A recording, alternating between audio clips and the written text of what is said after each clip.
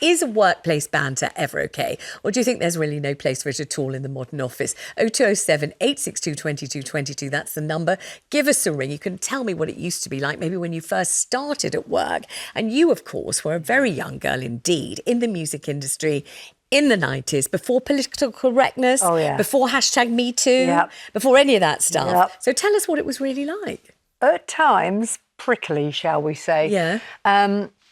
Interesting use of that word, which I'm much too grown up to draw attention to, too mature, but, you know. Most of the time it's fantastic. And I just want to say, you know, not every man in the music industry was like this, but there were a few. And I can remember going to see my boss and saying, I never want to have lunch or dinner with these producers on my own because I'm really not comfortable. And that was kind of physical? Yes. And not just verbal? And verbal. There was loads of banter. And most of the time it was great. Most of the time it was great, but occasionally it was, well, it wouldn't be acceptable. It wasn't acceptable then, and it wouldn't definitely be acceptable now. Do you think the climate was, I'm in the music business, so I'm incredibly desirable, you're young, you want to get on in the business, so it would suit you to do for me whatever I suggest to do, or you're just a kind of female object, so I can say anything about you, do anything to you, give you a pinch. That's a good point, actually. What do you think they were thinking, if anything? I think it's a bit of both. They certainly realised the power. I didn't ever get it from a female. It was male. Not that often, but when I did, it hurt, you know.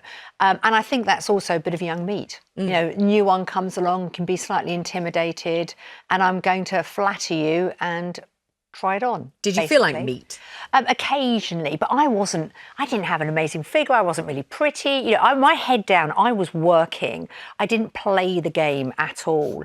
And I loved my time in the music industry, but it was definitely there. The good thing is now it's not like that. It really, really isn't. There is equal respect for everybody. And I think there does have to be boundaries. Yes. I wouldn't want to go back to that time. I loved it, but knowing what I know now and being a lot older, it wasn't acceptable. Some people think that, you know, the workplace is the basis for relationships, for flirtation, for, you know, where people often meet their other half. Yeah, I did. Which you did with the wonderful Shaki. And I loved him flirting with me every day. I'm not going to lie. No. I loved it. So then it's very difficult to say, well, what is acceptable, what isn't? Because you loved him flirting with you every day. I did. And I think, you know, you can have a great relationship with the people that you work with, men, women, anyone. You know, I think you have to decide what you are comfortable with.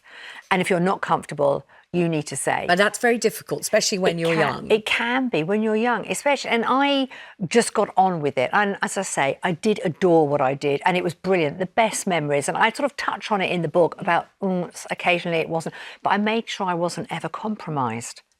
It's very, very difficult. You know, I've got two daughters and you know, I've heard various things about what goes on in their, or has gone on in their workplaces in the past. And, you know, when you're young, when you're the new kid on the block, what you don't want, this is the whole problem with the word banter, as far as I'm concerned. The word banter makes it seem like it's lighthearted and fun. Innocent.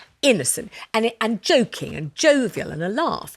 But if it's actually not at all, if it's actually quite threatening, very insulting, reduces you to the word that you just use, meat, and you don't find it funny and you don't play along, then there's always this fear that you're going to be considered the party pooper, you know, the person that hasn't got a sense of humour, the person that doesn't want to go to the strip club or the lap dancing club after work, you know, that horrible, difficult, disobliging person, which you don't want to be. So one of my daughters had a job and one of the bosses, my daughter's got long blonde hair, and the boss kept winding her hair around his arm, her ponytail and her hair, and giving her sort of a little massage of the shoulders while he was doing it. So did she really want to be groped and manhandled by this fellow, at least 30 years older than her, that was a boss?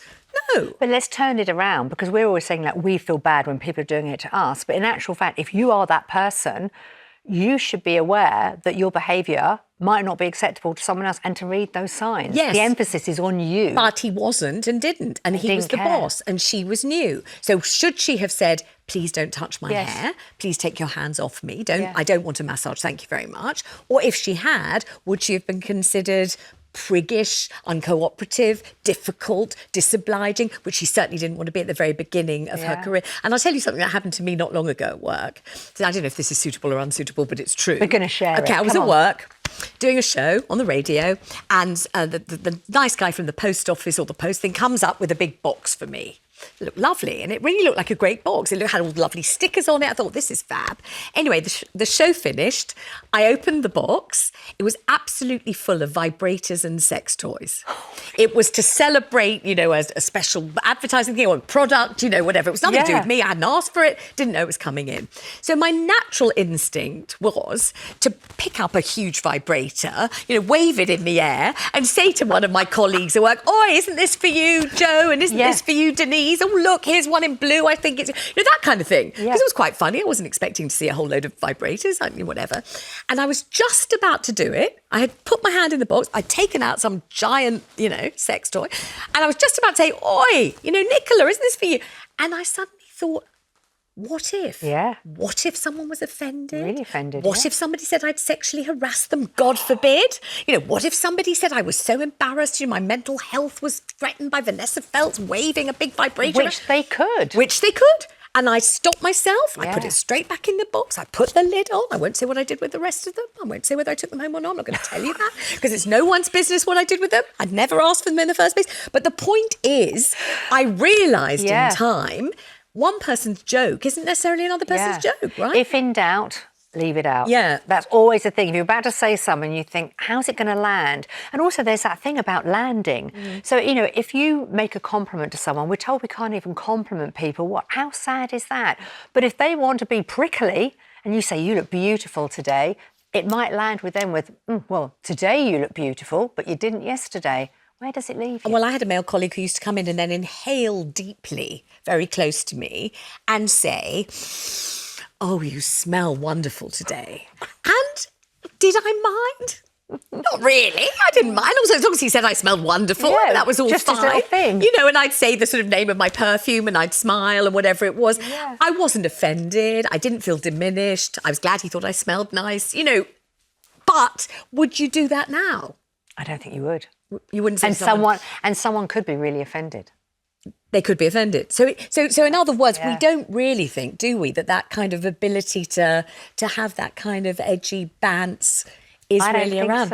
I don't think so, because if you offend someone, that's it. You might not mean to. I mean, and I'm sure there's other people that really don't care. They do not care.